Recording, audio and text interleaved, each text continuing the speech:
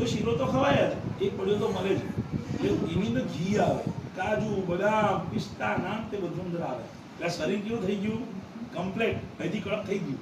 બરાબર. અને બીજો કડક બેહીને પૂજા કરીએ ને, દક્ષિણા હોય તો આવે.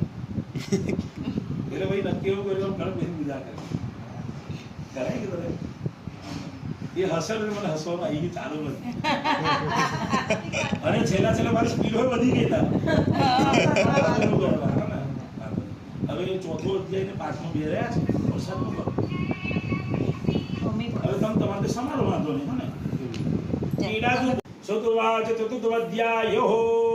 સુતજી કહેવા લાગ્યા કે ચોથો અધ્યાય કહું છું તે તમે સાવધાન થઈને સાંભળો.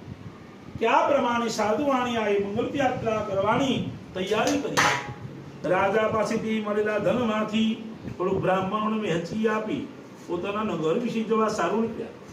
ઘણી દૂર સાધુવાણીનું નાવ દરિયામાં એ ઠેકાણે ઊભું રાખેલ જોઈ સત્યનારાયણ ભગવાન તમારા ભાનની અંદર બધું શું કરેલું છે ભગવાનને પૂછવાની ઈચ્છા. પરબ્રહ્મ ભગવાન સત્યનારાયણ દેવ એક સાધુવાણીનું રૂપ લીધું અને વાહનમાં આવીને પ્રશ્ન કર્યો કે તમારા વાહનમાં બધું શું ભરેલું છે.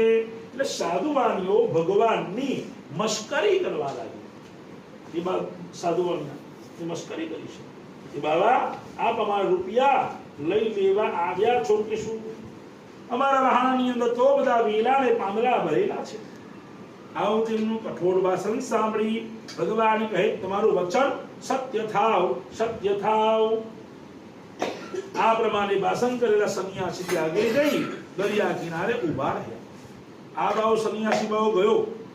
આવું જોઈને પોતાનું ખાવું પીવું વગર નિશ્ચય કરી જુએ છે તો વાહન પાણી ઉપર તરવા સાધુવાણીઓ ઘણો વિસ્મિત થયો. વાહનમાં જુએ છે તો બધા વેલા ને પાંદડા ભરી ના જોયા. તે જોઈ એકદમ શોકથી બોલ પડ્યો, બેભાન થઈ ગયો. જ્યારે ભાનમાં આવ્યો એ ચિંતા કરવા લાગ્યો. એટલે તેનો જમાઈ એવું બોલ્યો કે તમે શા માટે શું કરો છો?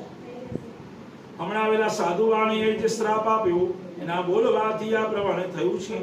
માટે આપણે એમના શરણે જઈએ, આપણું ધારેલું કામ પાર પડશે.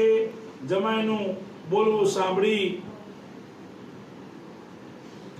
અને બેઉ જણા જ્યાં ભગવાન ઉભા હતા દરિયાના કિનારે એક ઝાડ નીચે દોડીને પગમાં પડી અને રડવા લાગી કે હે દેવ મારા અપરાધની ક્ષમા કરો. આકુળ વ્યાકુળ થઈને ભગવાન સ્તુતિ વંદન કરવા લાગ્યા. શ્રદ્ધા ભક્તિની ભાવથી ભગવાનનું પૂજન કરવાથી ભગવાન ખૂબ પ્રસન્ન